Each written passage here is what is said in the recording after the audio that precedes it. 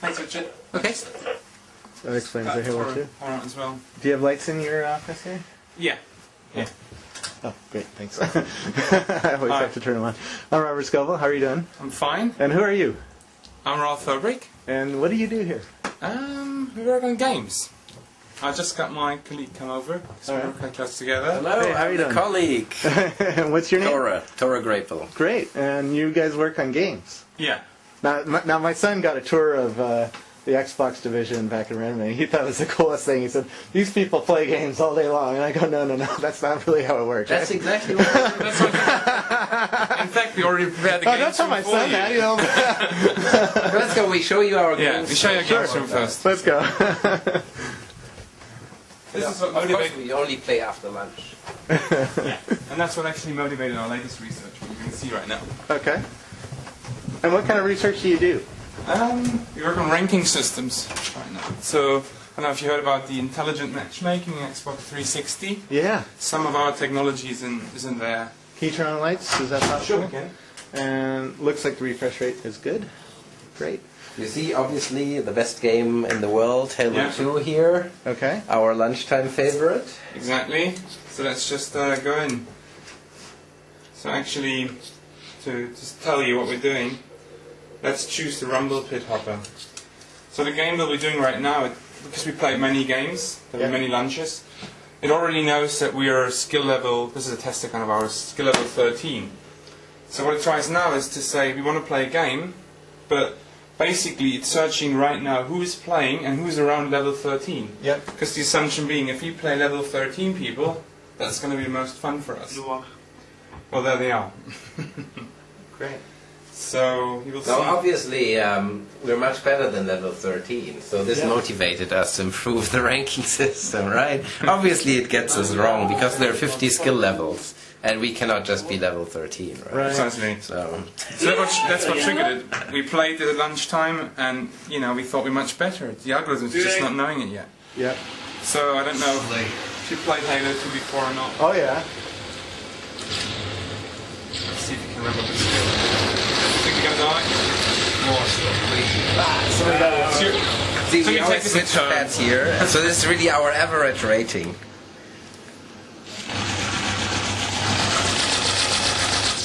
Yeah, you killed him. Good. Did you get the kill on the camera? Yep, I think so. Oh, they got you. Yeah. Well, actually, what we found is that we aren't much better. There's some really good guys who work over on the Visual Studio.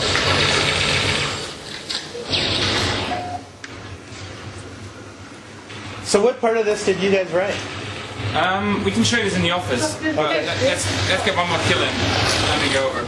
Shall we? Or do you want to continue? No, we continue. This is fun. No, in the office, I mean. So you see the game when the game finishes. I don't know. This is going to be another 3 to 4 minutes. Yeah. We could wait for that. Let me just turn it down a bit. All right. What do you mean down? You guys have too much fun over here. Yeah. So when the game finishes, it'll basically, we're going to be at some point. Right now we are. Just have a look. We are second already. We have 5 kills. Right. Okay. Hopefully we are still second at the end of the game, or even first. So then it knows, because we be playing level 13 and level 14 guys. Yeah. And it knows that we must be a bit better because we killed a couple of level 14 guys, hopefully. So there's an algorithm that basically takes into account what was my standing before the game, what was the game thinking up front about my skill, what was the outcome of the game, how likely was it, what updates do I need to do. In a nutshell, if I was ranked too low, I should go up a bit. If I ranked too high, I should go down a bit. Now the Halo, one feature that our new ranking algorithm has, it tracks not only what is your skill, but how much the system knows about your skill. So if you only played ever one game, it knows very little, so it can move in big steps. But let's say you played 150 games, so it pretty much has your skill down, and you still lost the game, then that's purely due to random chance, and not because the system is so uncertain about your skill. So by tracking the uncertainty in the estimate of your skill over time, it can actually be much better. It learns much faster in the beginning, and once it pinpoints you down, it basically stays there. So it's much fairer to the gamer. Yeah. So we have done experiments on the Halo 2 data, actually. I can show you some later.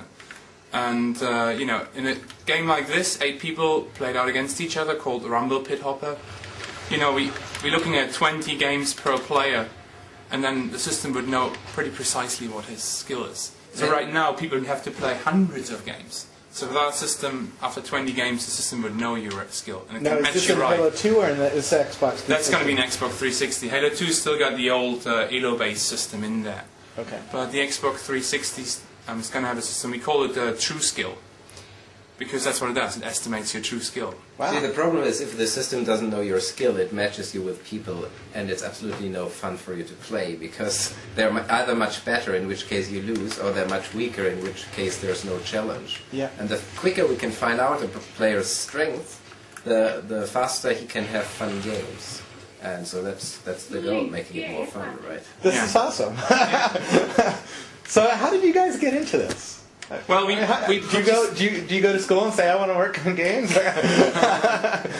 So the story is, you know, our group was set up 4 years ago. You know, some of us, we had a big brainstorming session at the time, and we were thinking, what can we do with machine learning? Because we were pretty theoretical, non-applied. And one of the ideas we had was to say, well, let's apply machine learning to games. So the first project we've done for the last 2.5 years was working with racing studios on Forza Motorsport. So the driver feature in there, that's what we developed here and designed and developed. So then in the end, when the project was coming to an end, the Forza project, we were participating in the Halo 2 beta, which happened last July. And so we were actually exposed to the problem, as it were. And we just had this idea. So I remember one morning, all of us coming in saying, look, I'm going to be funny, but I think we're much better.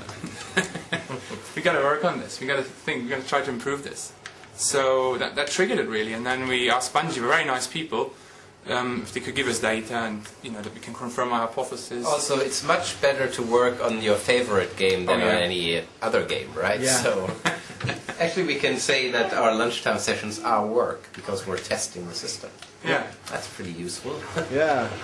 And what was useful as well is when Bungie gave us the data and the beta data, and we could rank it, we actually looked at ourselves, right? And we knew how good we were, the three of us, relative to each other.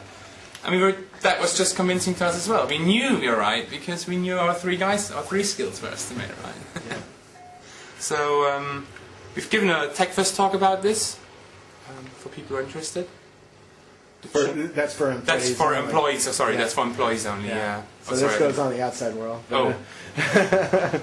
So this is great stuff. You guys get to play video games during the lunch breaks. So. Yeah. Have you learned anything surprising by doing this that you might not have expected? One thing we found out was that the old system has really a bias towards playing a lot. People who play a lot are considered higher ranked by the system. And that's just not always true, right? I mean, sometimes they're just very skilled people who don't play as much. And sometimes it's true, obviously, if you play more, that's good. So the Halo system had identified a certain character as the best player. Have a look. So this is the final standing. Sorry for interrupting, but that gives the idea. So the game finished. There's like 7 people participating. Yeah. And right now it knows the level 13 guys beat the level 14 guys. So obviously there's still a little mistake, right? Yeah. So all these 13s, including us, which became third, will go up a little bit because we beat a 13 and 3 14s. Right. So that's what we basically changed, the way that the game takes this into account. The way that the ranking system takes that into account. Sort of reads off what is the skill before the game, what is the final standing, in our case third. So we've got to make a little adaptation, and it's doing that. So you're going to be moving up in the world after this lunch, right? Well, not with the Halo 2 system, but yeah. with our system. But given the number of games we put in already, I don't think we would move any longer. Right. Yeah, I was just saying, you were asking for a surprise that we found. Yeah. So the leaderboard was led by someone who played a lot. It turned out to be the son of a sequel developer, actually. Yeah. And it's funny how all the Microsoft employees had a little edge there. But then in our system, that guy didn't come first, but another guy came first, and then this guy's known actually. So Char, his name is Char, Yeah. and then we looked at the data, and at some point they actually played against each other, and it came out, yes, Char is indeed the better player, and the system had correctly identified. In fact, the system had even identified a fraction of winning roughly right, so he won about 60% of the time. The system predicted something between 50 and 60%, so it was quite reassuring that the system knows a little bit about the strengths of each of the two players. And that means, of course, that it knows about the strengths of everyone. Is there any way to game this system? Because I really suck. Yeah, know the inventors. Do you guys take bribes? Yeah.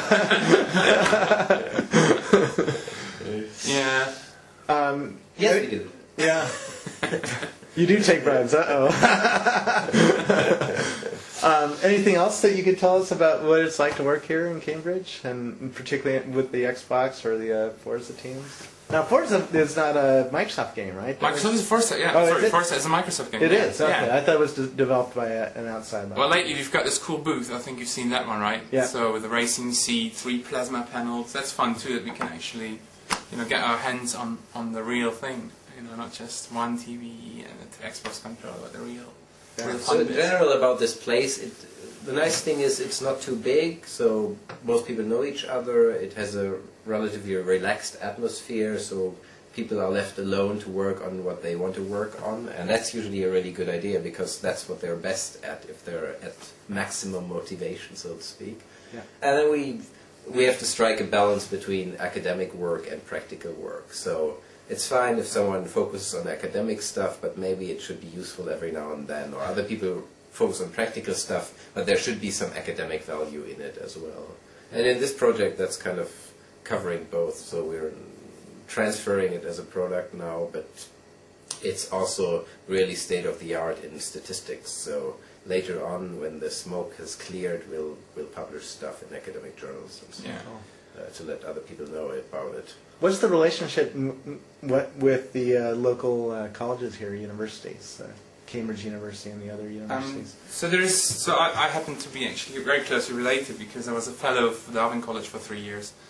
And I think to kind of summarize the relationship, what we do a lot is we supervise PhD students. In fact, right now, a PhD student is currently an intern with us, and we three are working on Go. I had supervised the PhD student from the engineering department.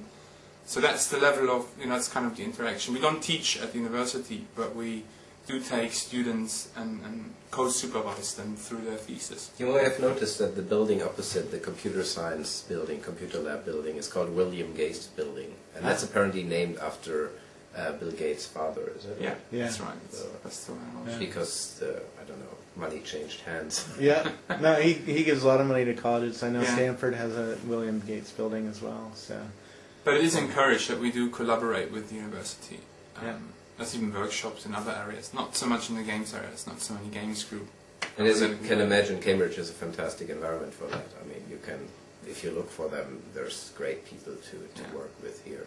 And that's really easy. I mean, sometimes, if it's a project that has commercial implications, then you have to be careful and work out the legal implications beforehand, because otherwise, things can get messy in the end when there's a good result and people don't know whom it belongs to, or if it should be published or patented and stuff like that. But this can be worked out beforehand, before you start, and then things are great.